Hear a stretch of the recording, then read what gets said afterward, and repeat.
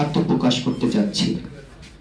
অনেকের মনে প্রশ্ন থাকবে স্বাভাবিক যে আগামী কয়েক মাসের মধ্যে জাতীয় নির্বাচনের ঘোষণা হয়েছে, সেখানে আবার নতুন করে জোটের কি দরকার ছিল।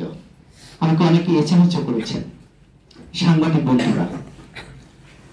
আমরা ভেবেছিলাম গত 17 বছরে গণতন্ত্র ভোটের অধিকারের জন্য আমরা যারা লড়াই করেছিলাম এবং 24-এর আন্দোলনে আমরা যারা সামনের কাতারে থেকে নিজের জীবনকে বাজি রেখে লড়াই করেছিলাম, আমরা ভেবেছিলাম যে নতুন বাংলাদেশ পাবো, সেই বাংলাদেশে আর আমাদের কখনো রাজপথে নামতে হবে না, স্লোগান দিতে হবে না, সভা সেমিনার করতে হবে না।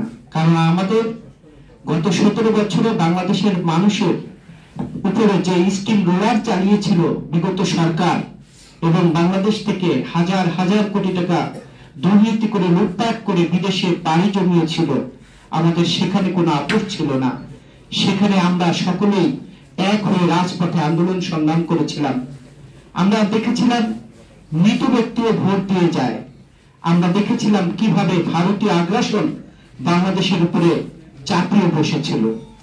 আমরা ভারত কেন কোনো আগ্রাসনকে আমরা মানি না, কিন্তু হঠাৎ করে 5 আগস্টের পরে আমরা দেখলাম নতুন করে সেই শেখ হাসিনার চেয়েও ভয়াবহ দুর্নীতির আবৃত জালে নবাগত উপদেষ্টারা জড়িত হলেন।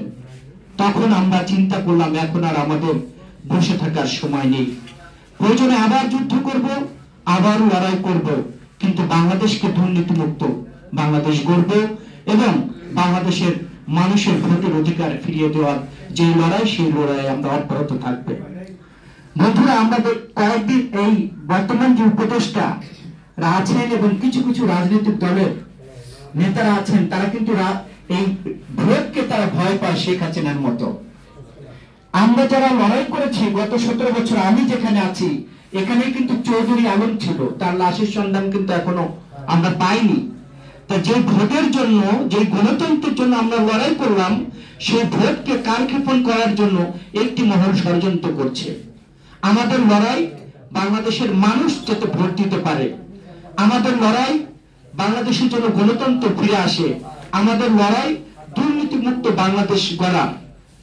তার পরিপ্রেক্ষিতে আজকে জাতীয় নাগরিক জোট, রাজনৈতিক বিভিন্ন সংগঠন, সিভিল সোসাইটি অ্যাক্টিভিটিজ, যারা বিশেষ করে গত 17 বছরের সামনে থেকে লড়াই করেছে, বারবার কারাগারে গিয়েছে, নির্যাতন হয়েছে, আমরা সেই নির্যাতিত মানুষগুলো আবার একত্রিত হয়েছি বাংলাদেশের মানুষের ভোটের অধিকার ফিরিয়ে দেওয়ার জন্য,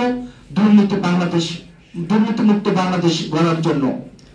আজকে আমরা এখানে যারা আছি, আমাদের শপথ হলো ফেব্রুয়ারির যে নির্বাচন, এই নির্বাচনের আগে তফসিল ঘোষণা করতে হবে। যদি তফসিল ঘোষণা না করা হয়, তাহলে আমরা রাজপথে কর্মসূচি গ্রহণ করব।